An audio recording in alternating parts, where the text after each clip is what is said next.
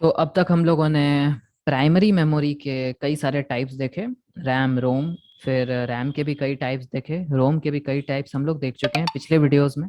आज हम लोग देखने वाले हैं सेकेंडरी मेमोरी। कंप्यूटर मेमोरी का ही दूसरा पार्ट है सेकेंडरी मेमोरी। इस मेमोरी का कई सारा भाग है, लेकिन हम लोग कुछ मेजर टॉपिक्स पे हम लोग अपना ध्यान देंगे, जैसे कि हार्ड डिस्क हो गया, फिर एसएसडी हो गया, पेन ड्राइव हो गया, मेमोरी कार्ड हो गया, सीडीज हो गया। इस तरह के जितने भी सेकेंडरी स्टोरेजेस हैं जो कि हमेशा परमानेंटली डेटा स्टोर करने के लिए इस्तेमाल किए जाते हैं, इसको हम लोग देखेंगे। तो आइए खुद को खुद से थोड़ा और बेहतर बनाते हैं। तो सेकेंडरी मेमोरी नाम से ही स्पष्ट है, सेकेंडरी का सीधा सा मतलब है सेकेंडरी, मतलब इसकी प्रायोरिटी उतनी नहीं है, ये दूसरे स्टेज पर है। अगर कंप्यूटर मेमोरी की बात करें तो सेकेंडरी मेमोरी ऐसी मेमोरी होती है जिसके बिना कंप्यूटर सिस्टम काम कर सकता है। अगर आपके सिस्टम में पेन ड्राइव ना हो, सीडी ना हो, हार्ड डिस्क ना हो, तो भी आपका सिस्टम चलेगा, बशर्ते कि हार्ड डिस्क के जगह पे आपको कुछ और जो है स्टोरेज डिवाइस लगाना पड़ेगा, क्योंकि एक ऐसा स्टोरेज आपको हमेशा जरूरत उसकी होती है जिसपे आपका ऑपरेटिंग सिस्टम इंस्टॉल्ड हो। तो खैर ये मुद्दा नहीं है, ये हम लोग बाद में आगे देखेंगे, हार्ड डिस्क की बात करेंगे। तो सेकेंडरी मेमोरी ऐसी मेमोरी जो कि हमेशा के लिए डेटा को स्टोर करती है परमानेंटली, ताकि सिस्टम ऑफ भी हो जाए तो हमारा डेटा जो है वो सुरक्षित रहे और हम लोग दोबारा से अपना काम आगे बढ़ा के कर सकें, जितना कल कर लिए थे उसके आगे हम काम कर सकें। आज हम लोग देखने वाले हैं हार्ड डिस्क के बारे में, यानी कि जिसको हम लोग एचडीडी कहते हैं। फुल फॉर्म हो गया इसका हार्ड डिस्क ड्राइव। ठीक है, ये ऐसी डिस्क ड्राइव है जहां पर हमारी जितने भी हमारे डेटाज होते हैं वो परमानेंटली स्टोर्ड होते हैं। परमानेंटली का मतलब सिस्टम ऑफ भी हो जाए तो हम अगले दिन आकर के उस डेटा का इस्तेमाल कर सकते हैं। एग्जाम्पल के तौर पे अगर हम लोग प्रीवियस मेमोरी के टाइप पे जाएं, जैसे कि रैम रैम कहती थी कि हम अपने मेमोरी में डेटा हमेशा स्टोर करके नहीं रखेंगे, डेटा तभी हमारे पास आएगा जब आपको उसका काम होगा। जैसे ही आपका काम खत्म होगा, सिस्टम आपने क्लोज किया, हमारे अंदर का सारा डेटा जो है वो रिमूव हो जाएगा। इस प्रॉब्लम को खत्म करने के लिए हमारे लिए सब लोगों ने सेकेंडरी स्टोरेज का निर्माण किया। सेकेंडरी स्टोरेज एक ऑप्शन आया जहां हम अपने डेटा को परमानेंटली स्टोर कर सकते थे।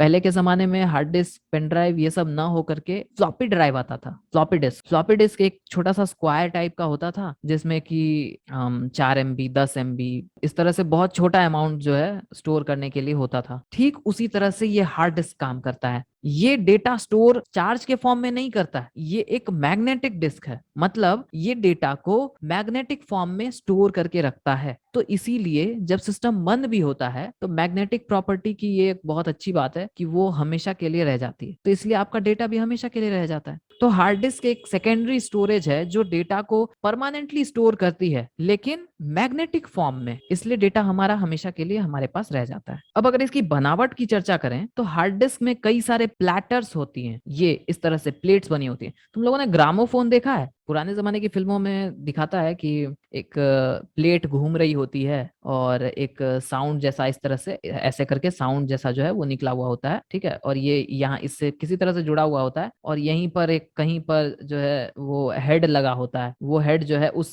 डिस्क पर ऐसे रख देता है और ये डिस्क जो है ऐसे करके मूव कर रही होती है, और वो हेड जो है वो उस पर पड़ा हुआ होता है और उस कैसेट में पड़े हुए गाना को या जो भी चीज होता है उसको वो रीड करता है और इस भाग से जो है बाहर निकाल करके देता है। तो ठीक इसी तरह से डेटा मैनिपुलेशन हार्ड डिस्क में भी होती है। इसमें कई सारे प्लेटर्स होते हैं। अगर ऐसे इसको और ब्रीफली समझो, ये ग्रामोफोन को हटा दो और ये डिस्क, इसमें और भी कई सारे डिस्क होंगे, मतलब एक के नीचे एक, एक के नीचे एक जो है ऐसे करके पड़ा हुआ हो, ढेर सारा होगा, और इस पर एक हेड लगा होता है, और ये पूरा का पूरा ऐसे कवर्ड स्ट्रक्चर है, ये ऐसे पूरा का पूरा कवर्ड स्ट्रक्चर है। यहाँ पर जो है कनेक्शन टाइप है और यहाँ पर कुछ किट्स वगैरह लगे हुए हैं, यहाँ इस जगह पर कोई किट्स वगैरह लगे हुए हैं। ठीक है, ये प्लेटर है, इसको हम लोग प्लेटर कहते हैं और इसको हेड कहते हैं जो रीड एंड राइट का काम करता है। तो कई सारे हेड लगे होते हैं, हर प्लेट के ऊपर जो है ना हेड लगा हुआ होता है, नीचे वाले प्लेट के ऊपर भी होगा, इसके ऊपर भी होगा। अब इस प्लेटर की बात करो तो ये प्लेटर क्या है? मैग्नेटिक डिस्क की तरह है, मतलब इस पर मैग्नेटिक कोटेड होता है, मतलब कुछ मैग्नेटिक मटेरियल होता है वो कोटेड होता है। ठीक है, तो अब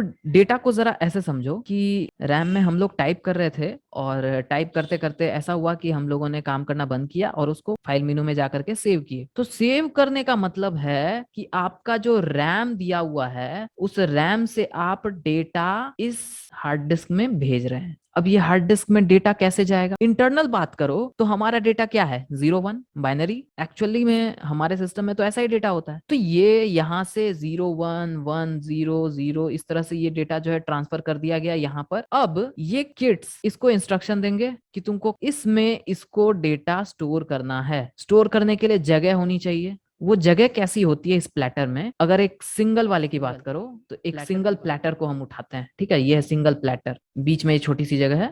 पहले इसका स्ट्रक्चर ध्यान करो, हम बताते हैं पहले तुम लोगों को।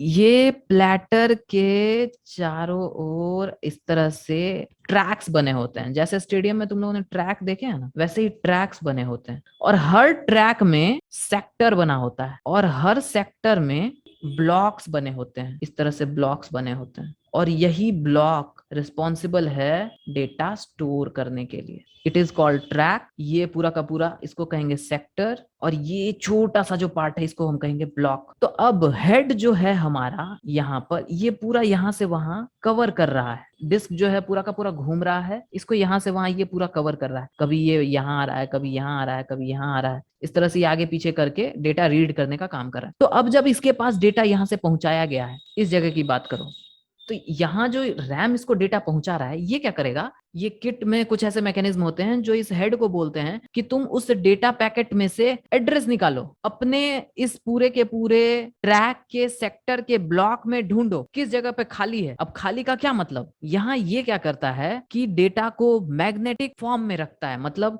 हमारे ये जो डिस्क है वो एक मैग्नेटिक कोटेड है, मतलब कुछ मैग्नेटिक मटेरियल इस पर चढ़ा हुआ है। तो ये क्या करता है, इस ब्लॉक में यहाँ पर मान लो घूमते घूमते यहाँ आया, ये जगह खाली है, इस ब्लॉक को मैग्नेटाइज्ड कर देगा। इसने मैग्नेटाइज्ड किया तो मतलब डेटा है, मैग्नेटाइज नहीं किया तो मतलब डेटा नहीं है। तो ये इस तरह से ये एक्सेस करता है इन चीजों। इसके पास यहाँ से 0 1 0 1 1 1 0 1 1 0 इस तरह से डेटा इसके पास पहुंच गया। किट्स में कुछ मैनिपुलेशन हुए और वो किट जो है डायरेक्शन दिया इस हेड को कि तुम जाओ ढूंढो खाली जगह और उस एक स्पेसिफिक ब्लॉक में 0 को रखो, 1 को रखो, फिर 0 को रखो। तो एक्चुअल में 0 1 को नहीं, वो मैग्नेटिक फील्ड बनाता है, high magnetic field, low magnetic field, high magnetic field, मतलब 0 एंड 1। फिर यहाँ पर जब डेटा हमको रिसीव करना होगा, डेटा हमको भेजना होगा, एग्जाम्पल के तौर पे हमने क्या किया, एक फोटो निकाला, ठीक, जो कि हार्ड डिस्क में पड़ा हुआ है। तो वो डेटा उठ करके कैसे जाएगा रैम में, तो ये जो हमारा हेड है उस फोटो के एड्रेस को कैप्चर करेगा। वो एड्रेस जहां, जिस एड्रेस पर हार्ड डिस्क में,